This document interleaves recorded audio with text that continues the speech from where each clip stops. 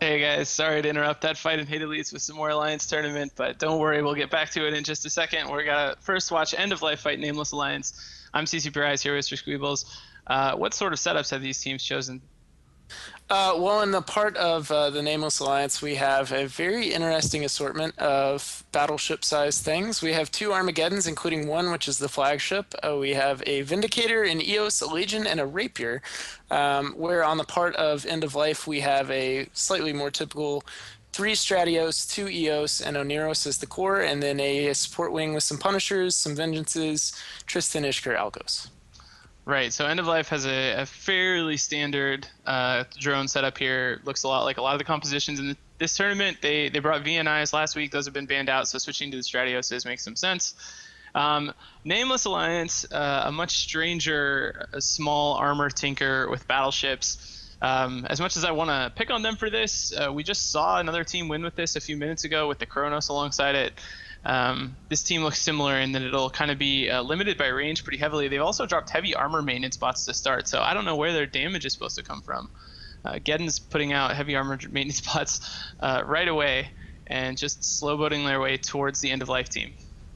So the Legion is already through shields, and I would assume if they're using armor rep bots off those Armageddons, which I agree is definitely a strange choice, that these are not going to be full nuke Geddons, which is not really uncommon in this context, but maybe some lasers on the Geddons, not likely to be smart bombs because, as you said, they really are lacking DPS, and I'm afraid that Vindy pilot might be a little overconfident if he think he alone is going to be able to break the tank on the other side.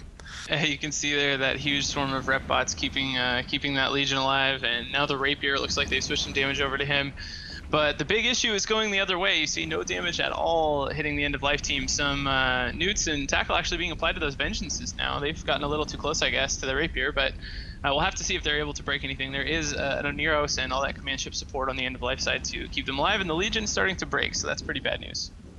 Yeah, they took a little while to toggle those drones back over to the Legion. Now they have them back on. That is a really substantial number of large rep drones. And he's tanking pretty comfortably, but when you're using a setup like this that relies on rep drones, the other team is definitely going to reach that point where they ask the question, should we start killing heavy armor maintenance bots? Right. And they may well do that, because right now it doesn't look like they're in any immediate danger. There is a web now on a Vengeance. Newts as well of Ruby Fruit Jungle, so presumably he's going to really take some damage here soon. But yeah, right now nothing too exciting, and Ruby Fruit is catching reps, so maybe he can tank it until the Vindy gets there. Ruby Fruit Jungle is a fantastic name. Good job Agreed, to him yeah. on that. End of Life being really smart here, just offering up their Vengeances to absorb all the Eor and damage from the Nameless Alliance team. Those are going to be really hard chips for these Geddons to kill, and the Vengeances just staying pretty far out in newt range, but not close enough to face tons of the Vindicator damage for now, at least.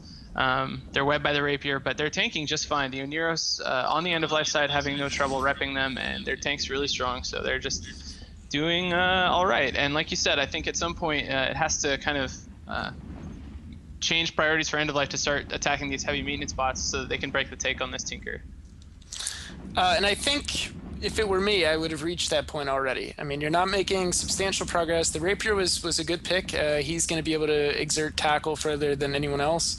They didn't really do enough to him. The armor maintenance bots got on early. He didn't really feel too much pressure, I think.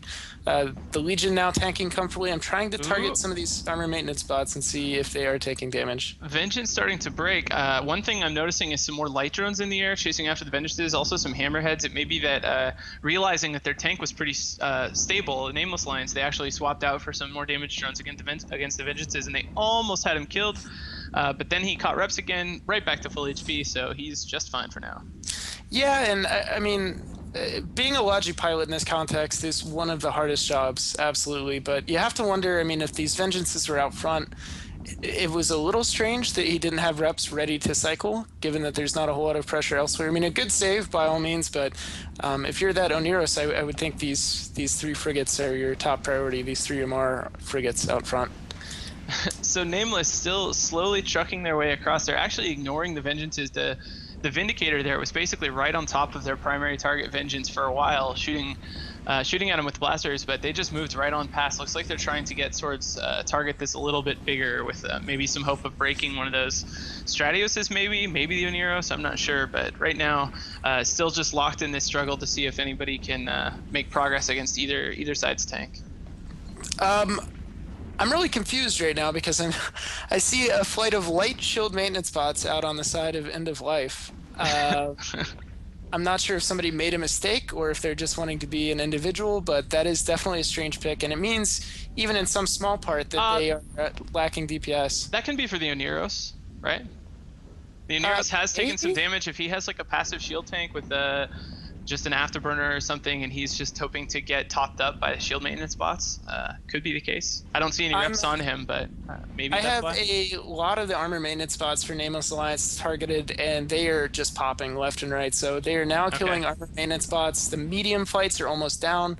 I've seen at least one heavy die. So before long, Nameless Alliance is really going to run out of time. Their rep power is going to be really compromised by the killing of these drones.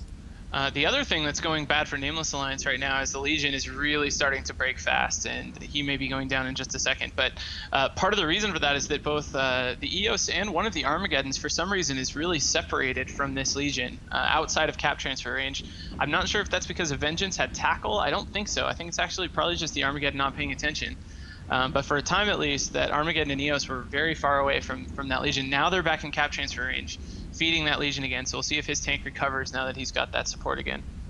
Yeah, he does look pretty healthy. That was definitely a scary moment, and it's really a matter of time. If you're on the Nameless Alliance side, you need to be making progress now. Unfortunately for you, End of Life is piloting fairly competently and staying out of those webs. The Rapier webs have, I think, touched people here and there. There's now webs on Gaborn and the Stratios, and they might even be Vindy webs. He's only going 40 MS. Nope, he's picking back up. That's Rapier webs. But they have got to get this Vindicator hard tackling something quickly before they lose the war on armor maintenance bots. Yeah, and as time ticks down here, I mean, they're now underneath the 4-minute mark. They really can think about just getting a kill, and they've actually done that now. Switch to a Punisher. I think that's a really good choice, getting webs on that Punisher. That may be one of the most vulnerable targets on the End of Life side, and if they're able to take that down and then the match goes to time, they actually win. So a good choice there, although Nameless's tank does not look super stable. This Rapier is struggling really bad at the moment, despite having Legion reps on him, and Punisher going really low. They might get a kill in here. And there it goes. The Punisher's down, and in the same amount of time, not only are they applying damage to this Rapier, but they're also still killing armor maintenance bots. So these frigates on the End of Life side are prioritizing armor maintenance bots, and this Rapier is struggling, and I dare say he's not long for this world, as he gets very, very low armor and now structure. And that's going to be extremely hard for them to make up for. They don't actually need much from that ship. The tackle helps, but it's not a huge deal. But the point swing is gigantic. Now they have to kill some big ships or a whole bunch of ships to equalize the point totals here. And I don't know if they're going to be able to do that with the amount of time they have left, considering how difficult it's been for them to kill anything. And actually looking like with this few armor maintenance bots, they may just plain lose the Legion and topple this Tinker before the match ends. Yeah, I think you're seeing the full force of those armor maintenance bots, or now the lack thereof, as they've killed off a lot of the heavies. Even those ones that they haven't killed off, these Armageddons are really having to micromanage and recall and put back out in the cycle time. They're losing a lot of rep potential. The Legion, stable is not a good word to describe him, but he is alive at this point, and he is still sort of holding at 30% armor, even pulling some back. Meanwhile, I've looked at these Geddons. The only things I saw them neuting were a single Punisher. So I'm not sure if there's a strategy to that, but I can go ahead and gamble on saying that Punisher probably has no capacitor. And I've been trying to watch to see if this Vindicator's doing anything. You notice there's no webs at all on the End of Life side, which to me says, there's nothing in range of most of the damage from this team coming from the Vindicator, since he can't even get a tackle. And he is shooting, but it looks like he's actually shooting at drones. He's just killing geckos. So they're trying to clear off more DPS, which really doesn't do anything at this point. There's so little time left in the match. They may just be trying to save their Legion at this point, to save the ISK, because they're not going to win the match by slowing down the incoming damage. They really, really need to get some kills. Yeah, and those are actually vengeances before anybody gets too upset, not a Punisher. But this Legion is going down, and that's far more important. However, these Armageddons have managed to get newts out on the Stratioses. which is not going to do them a whole lot of good because nobody's closing that gap, and now their Legion is chunking through structure, and boom goes the dynamite, there goes the Legion. Right, so now End of Life in complete control. It'll only be 40 seconds, so we can send you back to that fight in Hadalese to see what's going on there.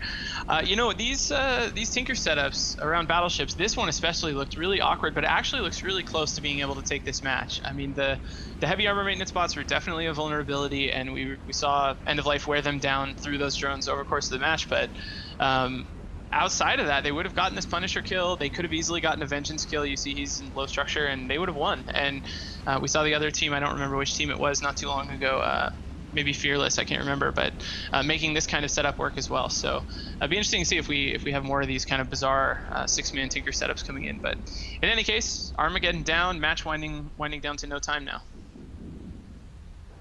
Yeah, and I'm definitely in agreement there. These armored battleship comps, especially this one, which looked a little kitchen sinky, quite frankly, it did fairly well. And the great thing about that in terms of your confidence is that if your tank stabilizes early, it gives you time to think, and that makes you happy. It makes you a little more comfortable. The problem is that's only half the process. So you have to establish your tank, you have to feel comfortable right off the bat, but then you also need to make progress, and that's the part that they couldn't accomplish with that comp in particular. Yep. Anyway, good match. Congratulations, End of Life. Moving on, Nameless Alliance. Maybe we'll see you next year. And with that, we'll go back to some ads and see you guys in a few minutes for more Alliance Tournament.